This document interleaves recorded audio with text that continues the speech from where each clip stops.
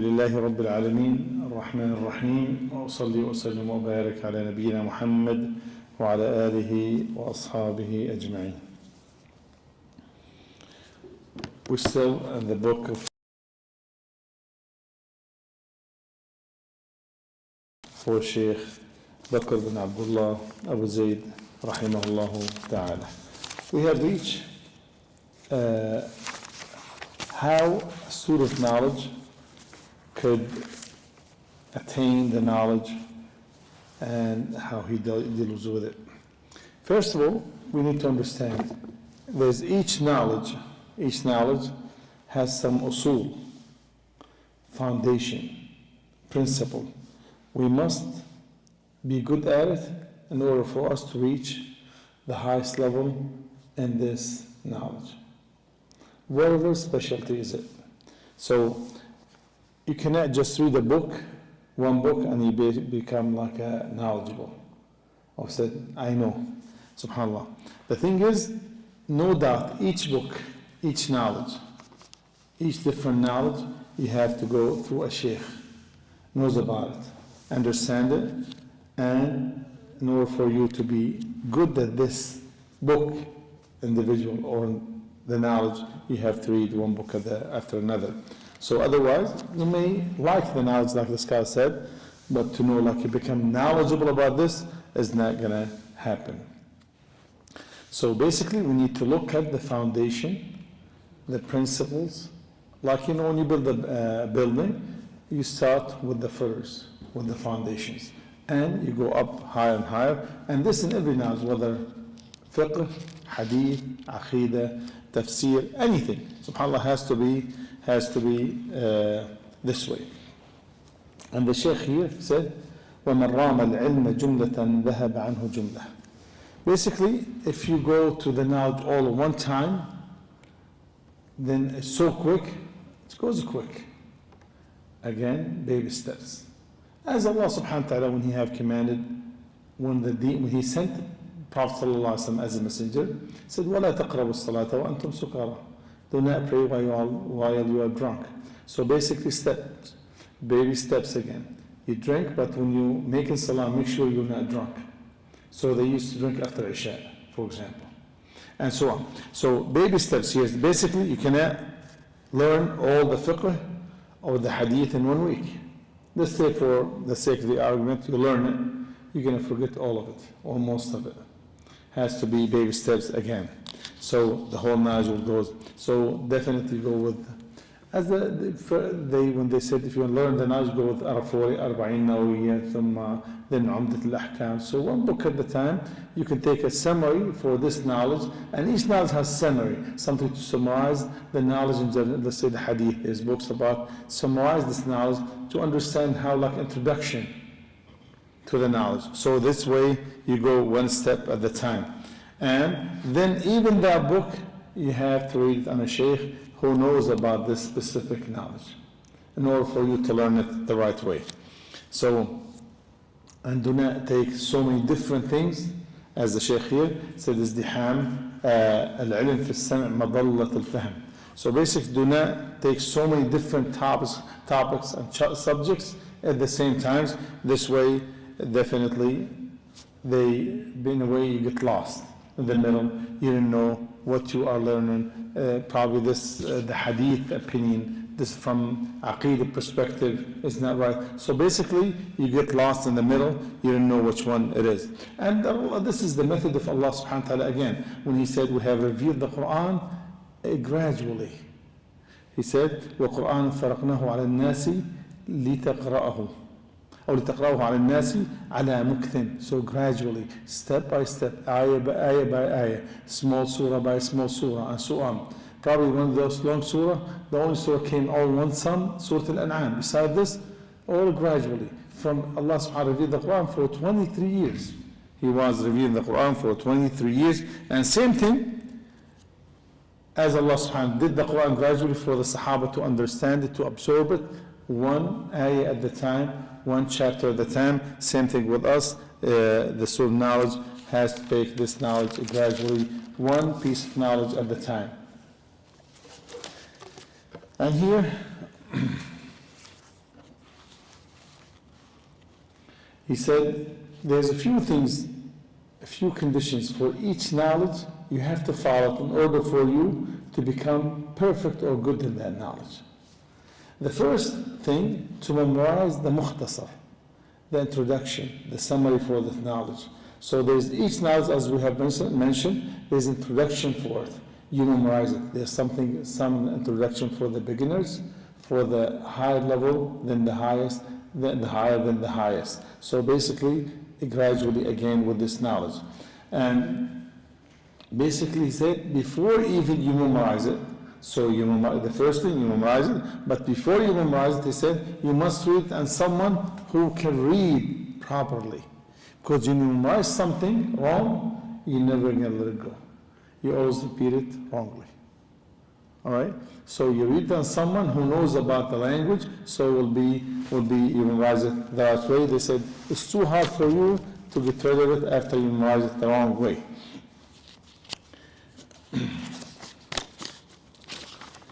And he said each alim, basically, ضبطه على شيخ متقن, each alim, there's no scholar who knows all the knowledge. You don't find scholars knows about the hadith and tafsir and aqidah and fiqh and usul tafsir and all this stuff. There's no scholars for all this, subhanAllah. So you go to a scholar, and subhanAllah, the scholars, they used to respect that. You remember this one time, the Shaykh Albani, Shaykh bin Baz, Shaykh al-Uthaymeen, they were together in Hajj. They met all in Hajj. So they were in the same gathering. And this is hardly to happen. So, subhanAllah, and Shaykh bin Baz as Mufti, and he was the leader of the gathering. So every time a question about the hadith, he said, Shaykh Nasser, go ahead and answer. Shaykh Albani. Every time a question about fiqh, he told Shaykh Muhammad Salih Uthaymeen, said, Shaykh Muhammad, answer the question. When it comes to aqidah, he used to answer. So even those the people, the most knowledgeable people at that time, but he didn't answer all the questions, even though he knows. Because the questions, going to be simple at the most part, right? Still, they didn't answer all the questions. He said, he is the specialized with the hadith, his specialty with the fiqh, my specialty with aqidah, and so on. So that same thing with you. You go to a person, let's say for example, you go for hadith, you go to a scholar who اختصاصه, specialty is the hadith. And the other thing he said, the other condition, not to get busy with the huge books, subhanAllah. For example, you hardly can make salah, and you grab, for example, they said the kitab named Mughni, or the huge book, talk about everything in Islam almost. So go for, again, baby steps. You don't want to go, those huge books, al-mutawwarat they call it, the lengthy books, and you cannot even hardly able to know what invalidates your wudu, what to do when you make mistakes in salah, how to walk the salah, what to enter the masjid, little stuff, basic stuff. So basically, again, baby steps, don't get yourself busy and waste time reading the huge books, and you're not perfect in the small ones.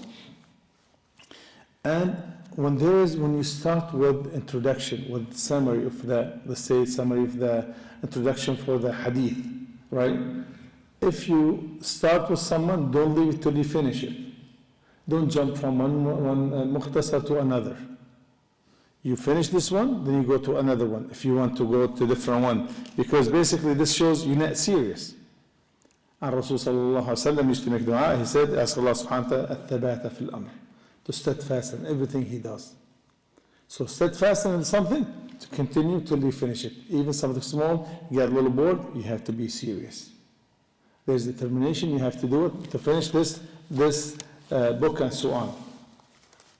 And he said, when you have a book, he teaches us how to deal, since you are a student of knowledge, how to deal with those books, with the knowledge, how to do it. He said, when you read a book to a sheikh or something, you write or make notes in the book itself. In the book itself. You don't write it on a piece of paper. In the book itself, like this here, look at here, this book, write everything in the bottom, here, look at here. So here, in the back of the page. That's what I do. So the thing is, this is what we learn from our shaykh. So the thing is, you write in the same book, this you will not lose it. Because you're not going to throw the book away. Right? But this note, you might lose it. You don't know what it is in a day or two. You write something different, it's too hard. So So those here few things the Shaykh mentioned for student knowledge he have to do with to become a real student knowledge, or the steps of being a student knowledge. And the last one he said you have, if you want to become a student knowledge, you have to give it full time, not part time, not when you have extra time. Doesn't work. He said if you give your full time to knowledge, to Islamic knowledge, the knowledge will give you some of it, part. So if you give it part of your time, you're going to get nothing. So in order for you to become knowledgeable, you have to give, you're not going to get all the knowledge. You get some of the knowledge. No one has all the knowledge, as you know. So you give it full time, you get some knowledge. You get part time, or whenever you have time, then you're going to end up with nothing, subhanAllah. And also there's an opinion that he mentioned, he said, a man, his name Arabi al-Maliki, rahimahullah, he said, do not start with two different subjects. For example, I will learn the hadith and the aqidah at the same time. I'll be good at it. No. Finish one thing, one type of knowledge at the time. And like, for example, start with the fiqh, you start gradually. Hadith, okay, I do 1, 2, 3, 4, 5, the steps. And subhanAllah, they said the people from Shaikh, from Mauritania, the scholars that Shaykh Bakr bin Zayd mentioned, rahimahullah, he said, those people, he said, they have the best way of learning. Learn one knowledge at a time. They don't mix. That's why their tafsir became one of the best people, right? So this is, he said, help you out to focus more, to benefit more, and the result will be much, much better than when you mix in more than one type of knowledge at the same time.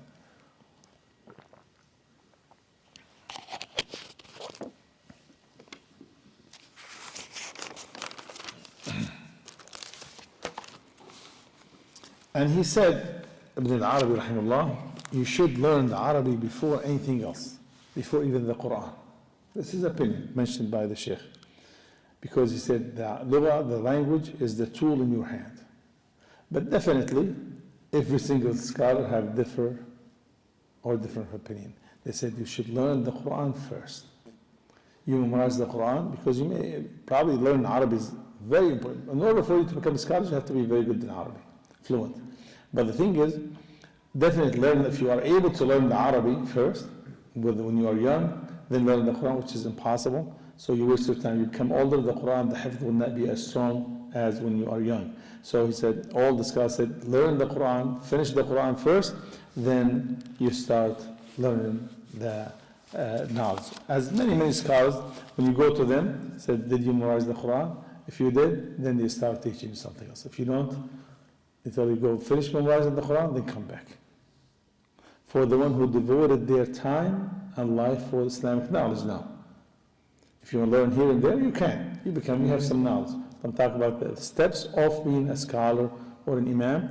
You memorize the book of Allah subhanahu wa ta'ala, then you move on to become real knowledgeable. As they, subhanAllah, they said, the part of the Shaykh here mentioned, some of the people of knowledge, they used to teach, for example, fiqh Ahmed, madhab Ahmed. And then he said al-fiqh al-Hanbali. Then after that, they said Zayd al-Mustaqna. Right? This has fiqh Ahmad's opinion. Abu Hanifa's opinion, Malik's opinion. For example, they said when they teach one madhab, they teach that madhab, then for a certain student. Then they go to a higher level, because student now should know more than one madhab. You don't want to be strict to a madhab. Then you just become like madhabi. So you follow only this madhab and regards for the others, and this not the correct way. However, then he said Zayd al-Mustaqna. Then he said there's two opinions. They teach you two opinions. Then they said this for the beginners. They said al-Muqna, which is for the different opinion among the madhab. Among the madhab, there's different opinion. When you become higher level of student knowledge, then you learn all the madhab. Then you choose the strongest opinion among the four. Right? So, however, he said they did not allow the one who learned the madhab to sit with the one who learned the two opinions, and they don't allow the one who learned the two opinions with the one who learned about all the madhab. So, I mean, again, one step at the time. Why? Because they don't want the student knowledge get confused. this way really they get confused.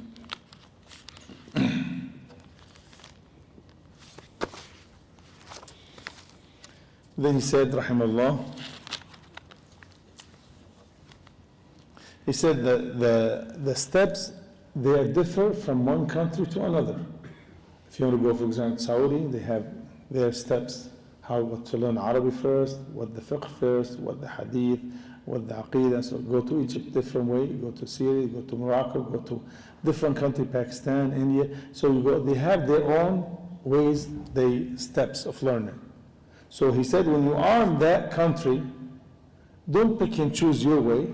He said, go with that country. Wherever they teach, go their steps. Follow their steps. This way, when you follow those steps, you find people to explain to you, right?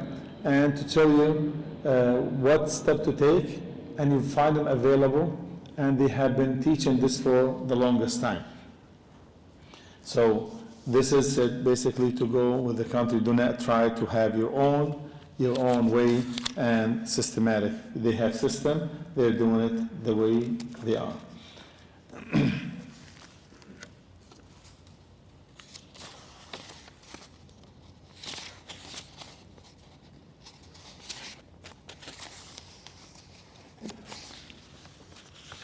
And he said basically, again, he said, go with each scholar with his specialty, because there's no scholar has all or attained all the knowledge.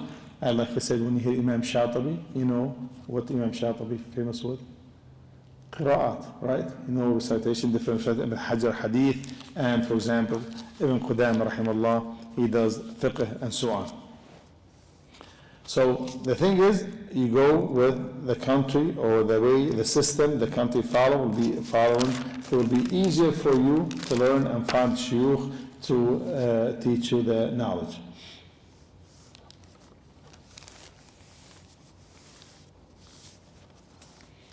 Then after you finish the introduction and the summaries for each book, then you go for the bigger books. Learn, like I said, the further or the advanced step, you go for something called al-mutawwalat.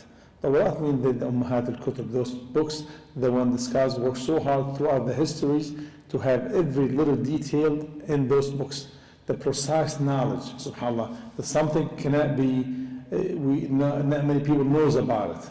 They have no clue what it is. And those people, so in order for you to benefit the ummah, you have to go then the further step in that knowledge, then you become very beneficial to the ummah and so on. Because basically, if you think about it, if nobody studied those little details, a lot of us wouldn't need it on a daily basis or a monthly basis, but some other people, they need probably every month, every year, and so on, or goes once or twice in your life. Those goes to the scholars as soon as knowledge. This is the last step for you to learn about it. They said Ummahat Kutub or fi Butun al-Kutub, the people go deep in knowledge to learn it and to teach it to us all, inshallah. And he said, when is the best time to learn? And how the method of the Salaf, the early generation, all the way till now. The best time, he said, from Salat al-Fajr all the way till Duha. This is what they do. And this is when you go to Medina, to Haram, you find the durus immediately after he says, Assalamu alaikum wa rahmatullahi, immediately the lecture starts in Medina. You find like many, mashallah, scholars in each location, there are scholars, and this has been going on since the Prophet ﷺ's time, like Abdullah ibn Abbas, radiallahu anhum, and others. You find the mics all over. You go from a lecture, there's scholars, you know, this is the chair for Shaykh Abdul Razzaq al-Badr, this Shaykh for Shaykh al-Ruhaili, this Shaykh and that Shaykh. You go there, you know their locations. And you find, mashallah, hundreds, sometimes thousands of students, they listen. They said, this is from Fajr to Duha, 2 or 3 hours. This is on a daily basis. And they said, then after that, they break till Dhuhr, because those nights they break. If you go full time, if you want to go to Medina especially, this is the way. And the best way of learning, when you sit in the halaqah. This is the barakah, and this is the way, the real knowledge. as Imam here said, don't go to the new methodology, was going to colleges and so on. You get the degree, and basically this is not the real knowledge, as we're going to come to. He said they write on a piece of paper whatever the Imam said, or the Shaykh, or the doctor, and he said write it down. They don't write everything he says, then they study from the note they make, and then basically become what they have understood, not the understanding of the professor or the doctor or so on. The real knowledge, he said, you sit in the halaqah, interact with the Imam, with the Shaykh, and this is the way. He said from Dhuhr, then after Dhuhr they start all over again. So, and so on. So the thing, even of course they wake up before Fajr to review their memorization and so on. And he said, the Shaykh, I highly recommend to sit and learn around the shuyukh, and this is the way, the right way to be done.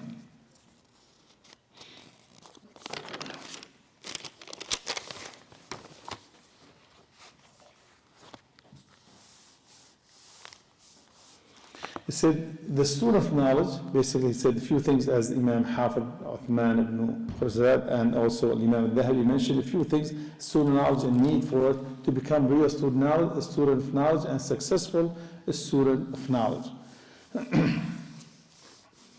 He said, first of all, you need to spend some time, take some time. You need to be religious. You have to use your brain, basically, he said, and smart, and so on. And he said the most important thing, the amana, trustworthy. Because this you are delivering, learning as a teacher or learner. You deliver on behalf of Allah subhanahu wa ta'ala, and you learn the right knowledge, which is, you learn the knowledge to document it the right way with amana. So you are trustworthy and your Shaykh trustworthy, and so on. So when you deliver the knowledge, you have to make sure you wrote the things the right way. So this is, he said, the amana is very, very important. And he said, one of the most important thing, the language, as we have mentioned, and this is like a main pillar of our deen. This is like one of the foundation of our Islamic knowledge. If you want to learn the real knowledge, you have to know some Arabic and so on. Like he said, the Shaykh mentioned here an example, he said, Alhamdulillahi Rabbil Alameen, the first two surah of the Fatiha. Here they say what al mean by itself. Alhamdu. Why not Alhamdulillah? Mean Hamdu with al, with al, they, so that mean all praises deserve be to Allah subhanahu wa ta'ala. Allah deserves all the praises, and so on. So this little stuff he said, the language is one of the greatest tools. The Arabic language, the greatest tool, one of the greatest tools for student knowledge should have. And the last thing we're going to talk about today, quick inshallah, he said the Shaykh, تلقي العلم من الأشياخ, to learn from a Shaykh. To learn from a Shaykh, not to learn on your own. So subhanAllah, this is a very, very important part of this book. He said there's no different opinion that student of knowledge should learn from a Shaykh. So he said the knowledge should take from something living, from a creature, which is a human being, cannot be taken from a book. As the scholar said, if your knowledge from your book, your mistakes more than your right. So you make more mistake than accurate things. So he said, if you think you're going to understand from the book on your own, he said, that shows the student of knowledge how ignorant he is. So if you think you can learn from the book by itself without going back to the scholars and the people who read the book, the shuyukh, then it shows the ignorance. And he said, Ibn Uthaymeen rahimahullah said, subhanAllah, the scholars, he said, will basically save you a lot of times. When you ask the Shaykh or the alim, he said, what the rule for this thing? He said 1, 2, 3. Instead of going from one, especially nowadays, you jump from one side to another, so you don't know which opinion to take. In a lot of cases, you go from one opinion to another, then you get lost in the middle, or you take an opinion, you think this is I like this opinion. Something you like. So definitely, the scholar, he said, will save you a lot of times. And all this jumping from website to another, from book to another, the scholars could solve for you with 2 words or a couple minutes. And he said, من دخل في العلم وحده خرج وحده. If you want to go to learn on your own, then you're not going to benefit no one, including yourself. So, and he said, rahimahullah ta'ala, the dalil for this, Allah subhanahu wa ta'ala was able to cast the Quran in the Prophet ﷺ's heart. Right? He could have made him hafid to the Quran, knows the Quran. But Allah made it through Jibreel. Allah spoke to Jibreel, then Jibreel taught it to Rasul sallallahu alayhi wasallam. So Jibreel alayhi salam used to review the Quran with the Prophet ﷺ once a year. And the last year before he died, he reviewed the Quran with him twice. He reviewed the Quran twice. So it shows here there's a Shaykh. That's the one who taught the Quran to the Prophet ﷺ was Jibreel. And the Prophet ﷺ taught it to the Sahaba, and so on. So there's always a teacher there. Without a teacher, it doesn't work. As Allah subhanahu wa ta'ala said, إِنَّهُ لَقَوْلُ رَسُولٍ كَرِيمٍ ذِي قُوَّةٍ عِنْدَ ذِي الْعَرْشِ مَكِينٍ مُطَاعٍ ثَمَّ أَمِينٍ. This is Jibreel alayhi salam. He said, وَمَا صَاحِبُكُمْ مَجْنُونَ. He said, this is the Prophet sallallahu alayhi wa sallam. Then he said, وَلَقَدْ رَآهُ بِالْأُفُقِ الْمُبِينِ. Shows they used to meet. So all this ayat together used to meet. So the thing is, we said Allah is able to cast the Quran, the Prophet sallallahu alaihi wasallam's heart, but Allah did not do it.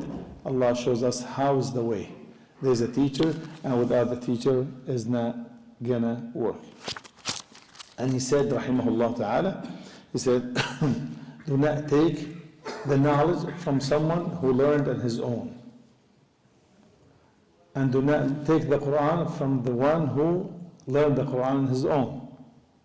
Has to be through a school, Shaykh, a scholar. He learned that way, then he teach you the same way. If you learn the Quran your way, matter of fact, if you want to memorize the Quran, it's impossible for you to memorize it in your own way, in your way, by yourself, without someone listening to you. You're never going to be able to learn the tajweed without reciting to someone good at tajweed. Because when you recite by yourself, you think you're the Imam of the Haram or Shaykh Manshawi and others. So when you're by yourself. But when you read to someone, then you find out how many mistakes you make. And same thing for your memorization. Same thing with the knowledge. You learn on your own things. And there's so many funny stories, subhanAllah, for those who learned and their way. One of them, it's not funny, this is a real story from one of the scholars. He was making a book for Mustadrak al-Hakim. There's a book for Hakim, don't know the hadith narrators. His name al-Hakim. So his book was named al-Mustadrak. He was making this book, subhanAllah, check this. He found the hadith that Habiba said something about the Prophet. Said the hadith on behalf of the Prophet ﷺ. That the Prophet ﷺ have said so. And Habiba was the wife of Rasulullah. This is a common thing. It's not a big deal. Habiba said that. So you didn't have to go too far. He said, Habiba, as you know, for the one who can read Arabic, he said he read the hadith in 4 different books, said Habiba. Then he read in the 4th and the 5th book, shows he said Habiba, but without the sin. This, as you know, the Arabic, the Saad, have something, little sin they call it. But the ha doesn't have. He said this does mean sound like Sabiyya instead Habiba. So the whole, because Habiba, Sabiyya sound like. Said 4 books Habiba and 1 book Sabiyya. So he delayed giving the book or making the book for till he found out. Then finally he said he found out was Sabiyya is not Habiba. So the thing is here, so this is what the knowledge and this what the people they learn on their own. They make a mistake without going to those scholars and the people who spend all their life and this go devotedly to bring it to us. This is those people we need to go to when we want to learn. Because a lot of people, they go on their own, they have the internet, they have few books at home. Then really they make a chaos and mess because they think this is what Islam is. There's different opinion about a lot of stuff. You know, at young age we were like, We used to think two opinions. People, the one who made 20 rak'ah tarawih is bid'ah. And the one who was making 20, they think there are 8 rak'ahs as not good salah. So both became like both is okay to be done. No doubt 8 rak'ah is better, but no one could say 20 rak'ah is bid'ah. Because Umar did it, many Sahaba did it, and so on. Prophet ﷺ did 8, no doubt. But no one could dare say 20 rak'ah is bid'ah, because Sahaba never criticized one another. But this shows lack of knowledge. When you learn more, we read the fatwa and so on, then it's fine. For example, combining Salat al-Isha, Salat al-Asr with the Jum'ah. There's one opinion said we cannot combine. Then when you go to the scholars back and forth, say, yes, you can. You can combine the Asr and the Jum'ah.